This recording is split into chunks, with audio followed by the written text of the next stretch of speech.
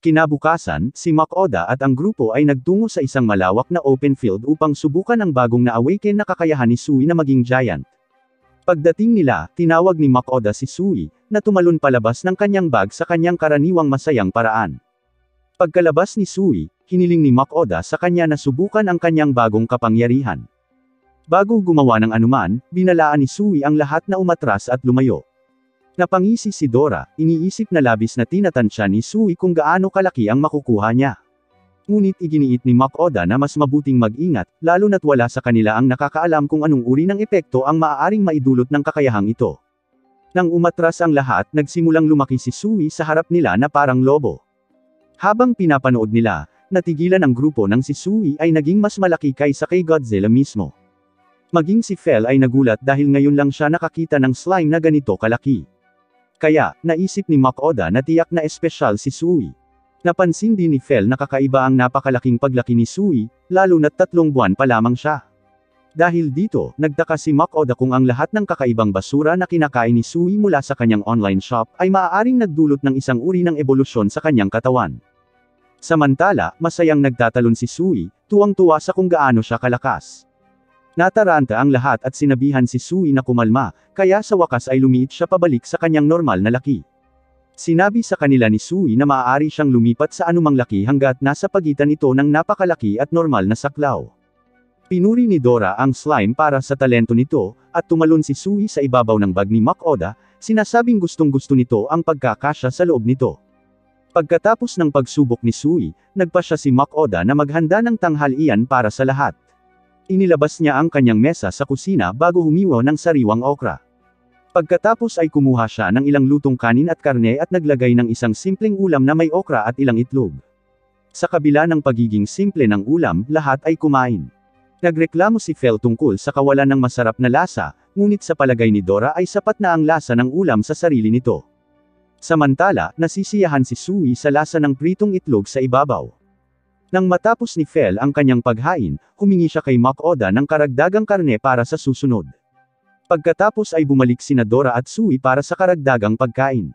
Kaya, ipinaalala ni Makoda sa kanila na magtira rin para sa kanya. Maya-maya, ibinalik nila ang mga halimaw sa Quest Guild ng mga adventurer. Doon, sinuri ng magkakatay na si Horus ang karne ng Cyclops at nagulat na napatay nila ang halimaw nang hindi napinsala ang bangkay nito. Tinanong siya ni Goren kung gaano katagal maproseso ang buong halimaw. Kaya, sinabi niya sa kanya na aabutin nito ng 1 araw.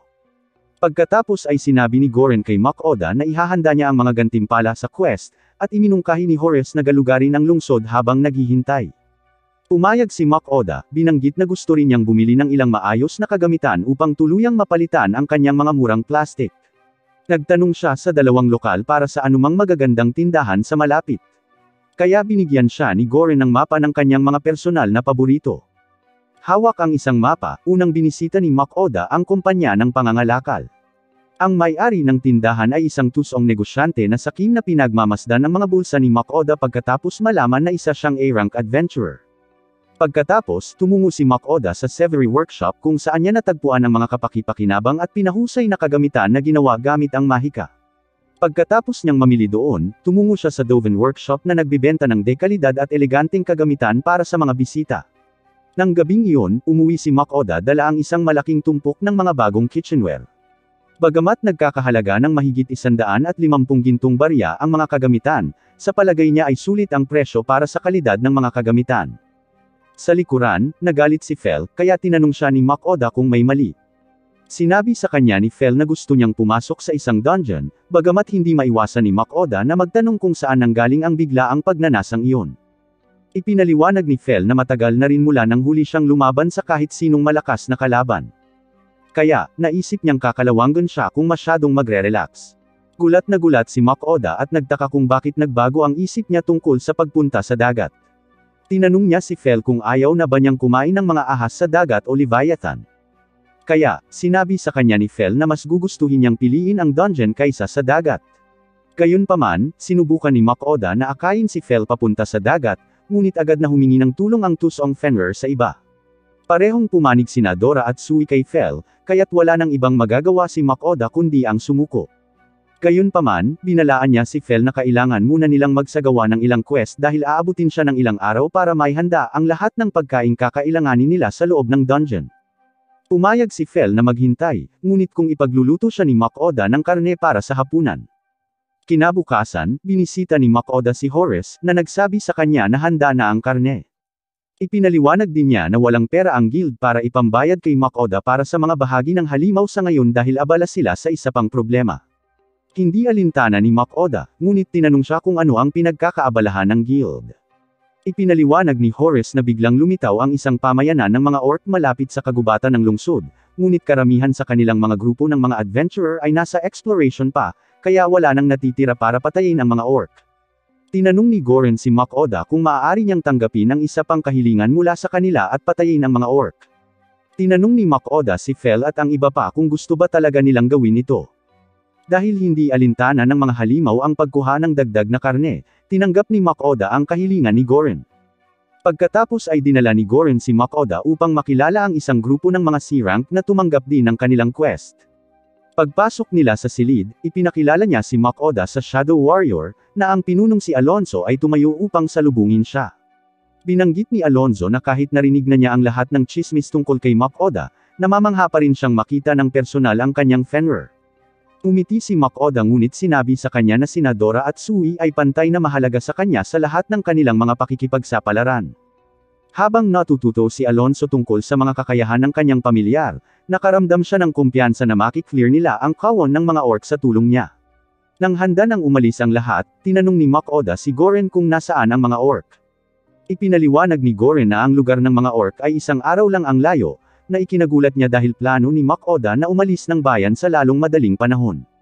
Tinanong niya si Goren kung maaari niyang gamitin ang kanyang mga pamilyar upang mabilis na matransport ang lahat. Di nagtagal, ipinakita ni Makoda sa Shadow Warrior ang kanyang buhay na bouncy castle, si Sui, na ang higanteng laki ay sapat na upang dalhin silang lahat. Nang ang lahat sa grupo ay nasa ibabaw na ng mga halimaw, nagpaalam si Makoda kay Goren, at nagmadali silang lahat patungo sa pamayanan ng mga orc sa bilis na parang walang kabuluhan. Sa loob lamang ng ilang oras, narating nila ang minarkahang lugar, ngunit pagkatapos lamang mabigyan ang mga kawawang miyembro ng grupo ng matinding pagkahilo. Itinuro ni Makoda ang pamayanan ng mga orc at tinanong kung ilan sila. Kaya, inamoy ni Phil ang hangin. Sinabi niya sa kanya na mayroong humigit kumulang 200 orc na naroroon sa lugar kaya maaari niya silang harapin kasama sina Dora at Sui.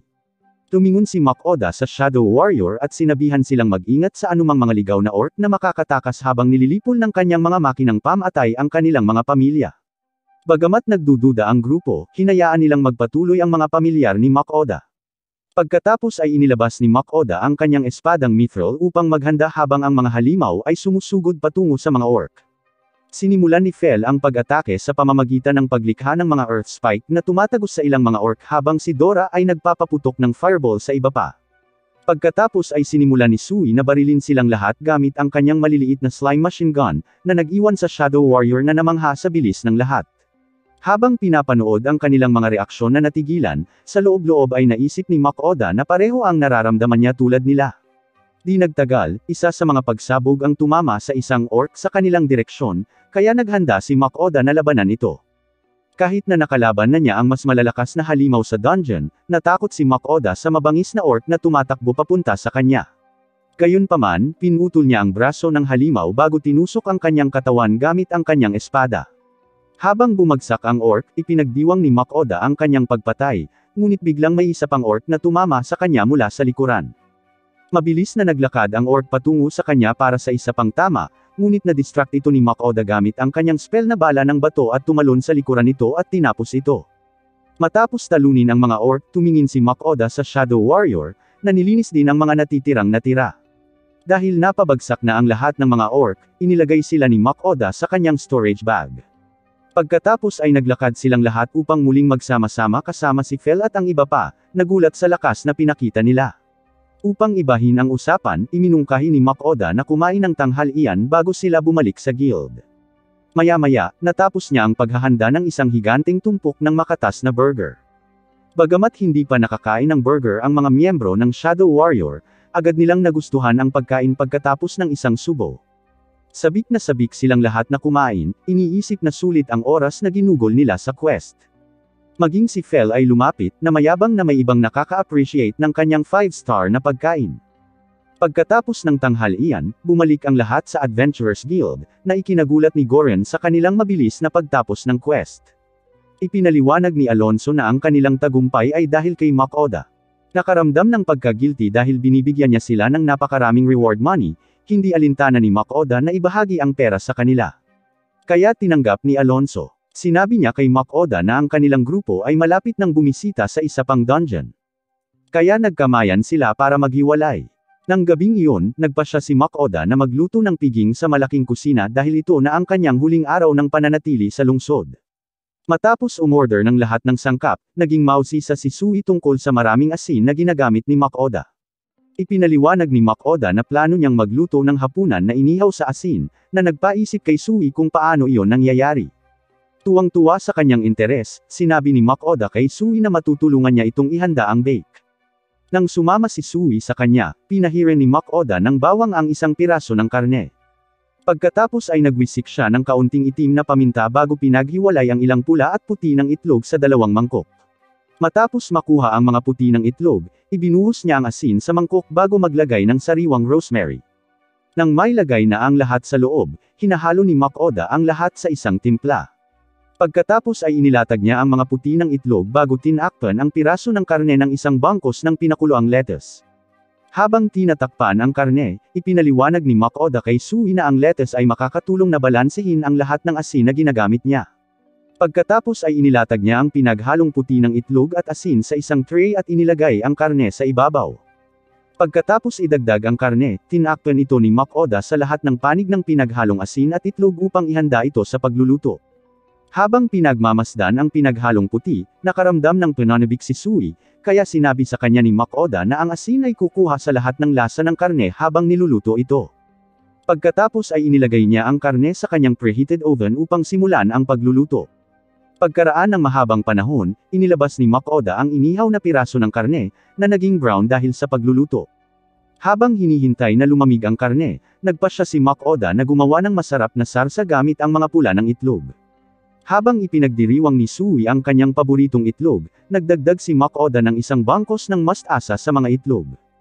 Pagkatapos ay hiniling niya kay Sui na haluin ito. Kaya ang masayang slime, ay agad na nahalo ito sa isang iglap. Nang handa na ang sarsa, sinabihan ni Mach Oda si Sui na tawagin si Dora at nakihalubilo sa kanilang espesyal na hapunan. Di nagtagal, lumapit ang dalawang mahilig sa karne at nalito sa kakaibang puting tipak ng karne sa harap nila. Bigla, sinimulang hampasin ni Mach Oda ang karne gamit ang isang patpat, na pumutok sa panlabas na patong ng asin at lettuce at lumabas ang perpektong inihaw na karne sa loob. Nang makita ang malambot at makaatas na karne, lahat ay nagsimulang maglaway para sa kanilang nalalapit na piging. Sinimulan ni Mach Oda na hiwain ang inihaw na karne, ipinaliwanag kung paano niya niluto ang kanilang hapunan sa mga nahuling dumating. Matapos pagsamahin ang lahat ng mga piraso, ibinuhos ni Mach Oda ang egg sauce sa kanila. Nang handa na ang pagkain, umupo ang lahat para kumain. Kumagat muna si Fel at ninamnam ang perpektong maalat na lasa. Naisip ni Dora na perpektong malambot din ang karne habang ninanamnam ni Sui ang kanyang paboritong egg sauce. Matapos panuurin ang reaksyon ng lahat, kumagat din si Mach Oda, agad na nasiyahan sa napakasarap na lasa ng karne. Natuwa siya na binalot niya ang karne ng lettuce dahil perpektong balanse ang pakiramdam ng maalat na lasa. Maya-maya lang, natapos na ang lahat sa pagkain, kaya umorder si Mach Oda ng mga dekalidad na panghimagas para tapusin ang kanilang handaan. Bumili siya ng isang buong strawberry shortcake para kay Fel habang umorder ng masasarap na sundae para kay Dora at isang chocolate cake para kay Sui. Habang naghihiyawan ang lahat, sinabihan sila ni Mach Oda na maghain bilang gantimpala sa kanilang pagsusumikap. Kinabukasan, sa wakas ay natanggap ni Mach Oda ang kanyang mga gantimpala sa quest para sa lahat ng masasamang halaman at cyclops na kanyang nahunt. Habang inilalagay ni Mach Oda ang pera, tinanong siya ni Goren kung pupunta ba siya sa dagat. Tumango si Mach Oda, kaya sinabihan siya ni Goren na bisitahin ang kanilang maliit na bayan anumang oras na gusto niya. Umiti siya at tinanggap ang kanilang alok bago umalis ng bayan, patungo sa dagat kasama ang kanyang maingay na grupo ng mga beast. Diyan nagtatapos ang episode 10. Mag-like at mag-subscribe para hindi makaligtaan ang susunod. Salamat sa panunood.